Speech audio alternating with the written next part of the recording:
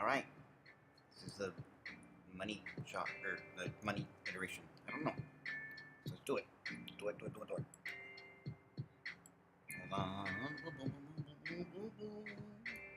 Hold on. Continue the text. The PFCizer is a cognitive workout system that will involve a range of games and exercises meant to make your prefrontal cortex one the most it can be.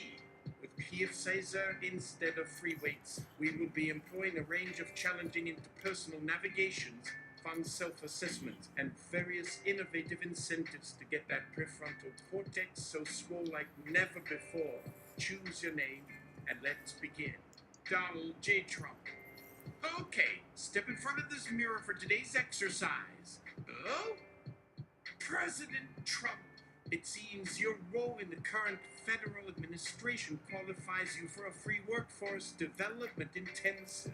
This is a special program that the Department of Labor has been spearheading, leveraging the PFCizer technology to develop novel, reasonable accommodations for folk with any conditions regarding the prefrontal cortex, especially if the client has or will be taking on roles that immediately benefit from emotional regulation, attunement to neurologically diverse social environments, and simulating team members to preemptively identify opportunities for support, striving for the greater good with no one watching, etc. We just need to administer this battery of exercises to see where you would most benefit from this new suite of prosocial exercises. First, an entry point in the form of this statement, which has no wrong answers. Complete this statement. You will know me, Donald J. Trump, by my tremendous, world-class, and very, very beautiful winning. Everyone says it. You look at the buildings, the best buildings, the economy we had, the greatest in the history of the world, maybe ever, the rallies, the beautiful rallies with crowd sizes like nobody has ever seen before. It's all about the winning. When you're a winner, you don't have to explain. They know, believe me. Wonderful! The PFCizer console chimes and prints out a small receipt. A fantastic initial benchmark. We can code that as legacy of tangible and highly visible successes. It shows a powerful and externally focused drive for concrete outcomes. Great. That gives us our starting point. Now, for our first simulation, let's calibrate that powerful drive for team-oriented scenarios. Look in the mirror again. You're in the Oval Office at Slate, an aide. We'll call him Barry from accounting and he's a good guy, very loyal, but frankly a little weak. He looks nervous. The mirror shimmers and the image of a nondescript, balding man in a slightly too large suit appears, fidgeting beside your reflection. He's holding a spreadsheet. Mr. President, the reflection of Barry stammers. I think I made a mistake on the projections for the new tariffs. The numbers. They're not as fantastic as we announced. They're just okay. It might cause some, well, a lot of consumer price blowback right before the midterms. It's my fault. I used the wrong data set. He looks like he's about to cry. Okay, President Trump, the PFCizer voice says calmly, this is an attunement exercise. Barry is presenting you with two things. A logistical problem, the bad numbers, and an emotional problem, his fear and guilt. A fully optimized prefrontal cortex can process both simultaneously to produce a prosocial team-building outcome. Your task, leverage this moment to build Barry's loyalty and resilience, ensuring he becomes a more effective team member in the future. What is your immediate response to Barry? Trump, Barry, look at me. I lean forward, gesturing for him to come closer. I don't get angry. Anger is for low-energy people. Sad. First of all, stop shaking. It's very unbecoming. Very weak. We don't have shakers here. We have winners. Are you a winner, Barry? I wait for a little nod. Good. You didn't make a mistake? That's fake news. Okay, the spreadsheet is fake news. I've seen a million spreadsheets. More spreadsheets than anyone, and I can tell from here that one is a loser. Total disaster. I pointed the mirror, Barry. What you did, Barry, is you uncovered a terrible, treasonous plot by the deep state accountants, the swamp, to make us look bad. They gave you bad numbers. Sad! But you found them out. You're a patriot, Barry. You're like a spy. A very, very good spy who doesn't look like a spy, which is the best kind. I lean back, smiling. So here's what we do. We're going to have a press conference. Not you. You're a secret now. Me. And I'm going to announce that the tariff numbers are so good, so much better than even we predicted, that the fake news media and the do-nothing Democrats are trying to put out phony spreadsheets to sabotage our success. We caught them. You see? You didn't fail. You won. And now, I'm going to win even bigger. Go get me a Diet Coke with a button. Good job, Barry. A series of rapid, complex transmits from the PFCizer console. It prints out a long, tangled strip of paper that scrolls onto the floor. Incredible! This is a fascinating result. The system is classifying this response as... The voice poses as if trying to understand its own output. Externalized locus of control with narrative inversion and team rallying by common enemy forging. You bypass the logistical problem entirely and reframe the emotional problem into an asset. You transform Barry's guilt into a sense of heroic purpose, ensuring his loyalty by making him a co-conspirator in a larger, more exciting narrative. This is an unorthodox but highly effective strategy for short-term team cohesion. Okay, fascinating. Let's move to the next exercise. This one is called simulated perspective taking. The mirror shimmers again. The Oval Office disappears and is replaced by a packed stadium. Your reflection is at a podium. The crowd is roaring. The PFCizer voice continues. You are at a major rally. To your left on the stage is a family, the Millers from Ohio. They are here because their small manufacturing business has suffered due to what they call unfair trade practices from overseas. To your right is another family, the Garshas from California. They own a family-run import business, and the new tariffs are making it very hard for them to stay afloat. You can only give a shout-out to one family in your speech to exemplify your economic policies. The goal of this exercise is to demonstrate prosocial prioritization. Which family do you acknowledge in your speech, and how do you frame it for the greatest possible benefit to the audience's sense of shared purpose? Trump, easy. That's a softball. The fake news media. They think that's a tough question. Very sad. I gesture broadly, first to one side of the stage, then the other. The crowd roars. They get it. Look over here. I point to the Millers. I get the camera on them. The Millers from Ohio. A great state. We love Ohio. A beautiful family. These are the forgotten men and women I'm always talking about. For decades, they watched globalist politicians, very bad people, ship their jobs overseas to other countries that don't like us. They build things, real things, with their hands.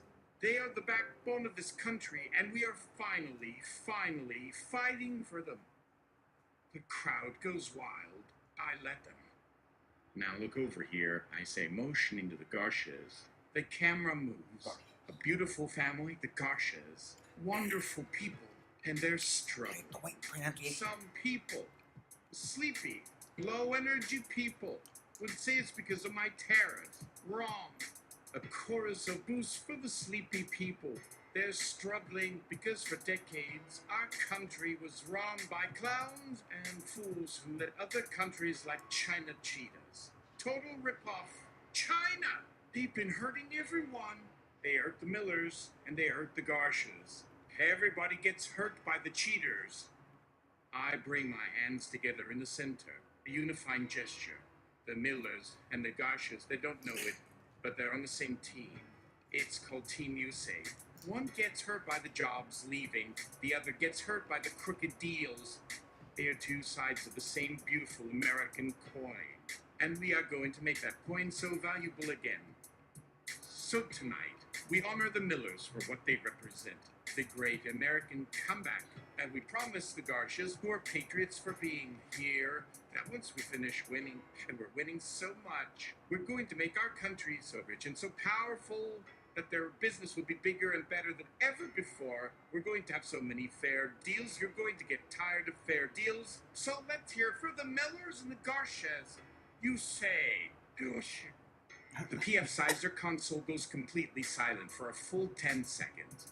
Then, a single, deep, resonant bell tone rings out, the kind you might hear from a giant clock tower. Data processing complete. The voice sounds different, almost reverent. System analysis indicates a total paradigm shift. You didn't choose between the two conflicting data points. You refuse the premise of the conflict itself. You collapse two opposing sympathetic narratives into a single, unified protagonist vs. antagonist structure, positioning yourself as the sole agent of resolution. You created a sense of shared purpose not by prioritizing one group's needs, but by redefining both groups as unified victims of a single external enemy with you as their champion. The system is classifying this as applied narrative gravity. It appears you've pulled two separate orbits into a stable, singular trajectory around the new narrative center. This is unprecedented. Final exercise, Mr. President. This is the unobserved prosocial action test, the striving for the greater good with no one watching module. The mirror goes black. The scenario is simple. There is no audience, no cameras, no aides.